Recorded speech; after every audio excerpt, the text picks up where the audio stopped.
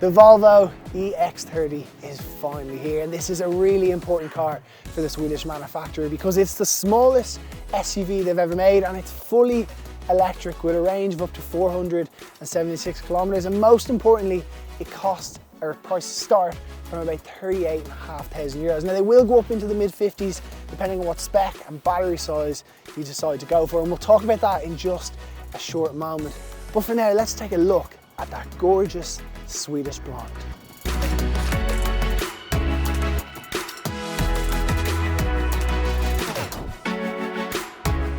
So what is under the bonnet? Well, it's an EV, so you've actually just got a little bit of storage, a place to fill your windscreen washer fluid, and that's about it.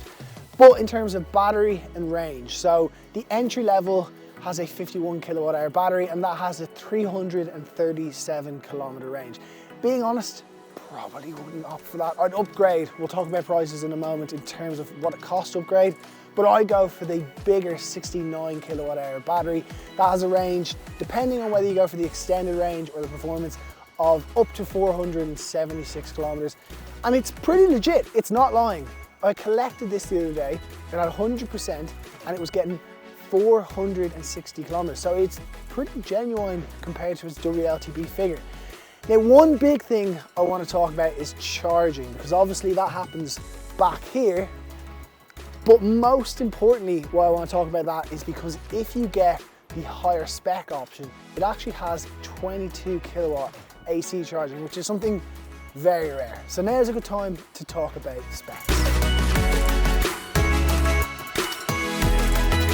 I have to say, I do really like the details on the rear and the lights. Now, in terms of spec, well, there is two. There's the Plus, which is the entry level, and then there's the Ultra. And Ultra gets you some bigger 20-inch alloy wheels, a panoramic sunroof, 360-degree cameras, and another few features like that. Now, which do you go for? Well, in my opinion, it's actually worth upgrading to the Ultra. It's 10 grand, and I know that's nothing to be sniffed at. However, you also get a dramatically bigger battery range, and if you were to actually get that extended range version on the Plus, it's going to cost about 8 grand. So it makes a lot of sense in a weird, wonderful way.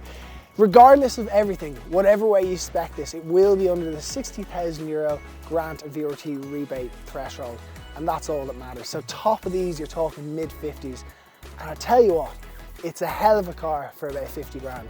And on that point, let's go for a drive.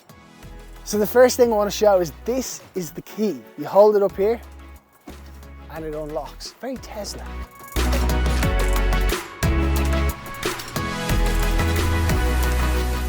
This key then goes one Tesla step further. You have to actually scan it down here for the car to turn on. And then the Tesla theme continues with the stalk that you see in something like a Mercedes or a Tesla. And as we pull off, you'll notice it's very quiet and the suspension's really smooth. Now the first thing, because we are in an EV, I want to talk about is power. So the single motor, 268 brake horsepower, which is a lot. And when you put your foot down, it's more than you'll ever need. It's also rear wheel drive, so I will point out that you need to be careful in slippery conditions because it will step out. Then if you go for the performance, the faster dual motor, 422 brake horsepower. That is more power than you'll ever need. That's RS3 territory. Now, as you drive along, it's very smooth, very quiet. It really instills, and I find Volvos do this, a calmness in you. You don't feel the urge to plant it or to drive aggressively or do anything like that. You just feel like enjoying the journey. In terms of the information, this is one thing I don't like. They've done away with a speedo in front of us. There's not even a heads-up display. It's all here. Again, very Tesla-like. And that is a problem because I just find it's a little bit distracting looking to the left. The infotainment system itself, though, brilliant. Run by Google. It works seamlessly. The only, I suppose, negatives are that your climate control, your mirrors, it's all controlled through this center system. You do get used to it and it will save any driver positions, but it's just something to bear in mind. Autonomous driving is definitely something that Volvo have done a great job of. And I'm actually just going to say, go ahead, go down to a local dealer. You can see the list of Volvo dealerships in Ireland on the link up here. Go down, test drive one. and take it out on a motorway and you'll just be so impressed. This little magical lane assist button here, it is brilliant. Now you can adjust all your different driving modes through this infotainment system. You can see here as I'm driving, and here's a little bit of a distraction. You go up to your settings, you go into your driving mode, and there's everything from speed limiter, which is something I want to talk about. So if I accelerate now to 61 kilometers per hour in a 60, it has speed limit recognition, and when you go over the speed limit, it will ding and dong you. And what's more is it has driver recognition. So this is constantly reading me, and if I end up looking down at my phone or anything like that, it will beep and tell me to keep my eyes on the road. This is not an exclusive Volvo thing.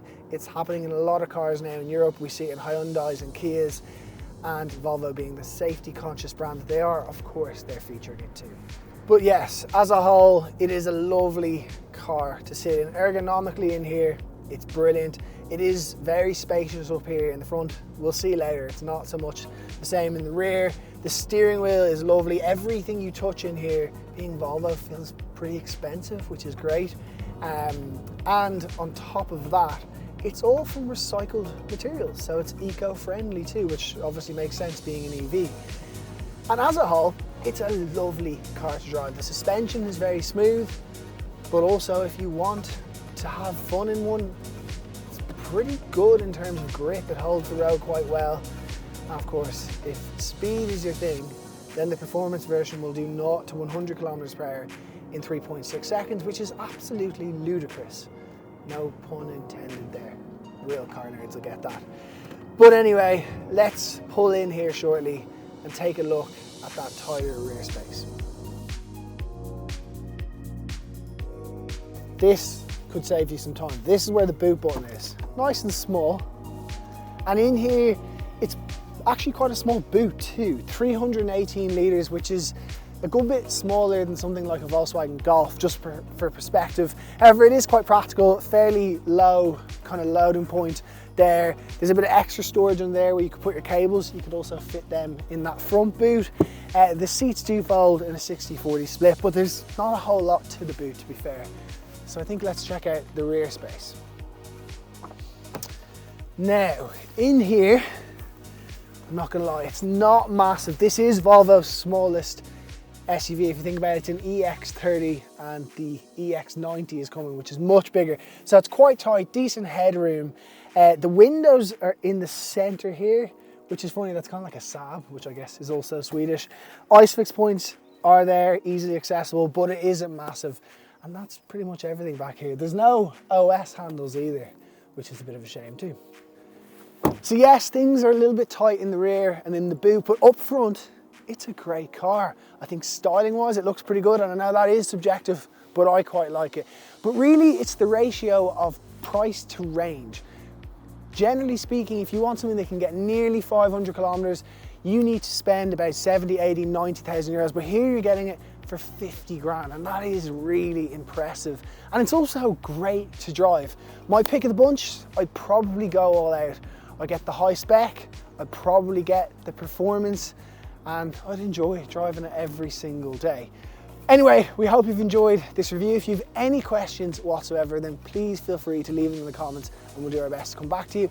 And of course, if you'd like to search for Volvos for sale in Ireland, then hit the link up there. We've got over 1,000 trusted dealerships all around the country. But for now, we'll see you in the next one.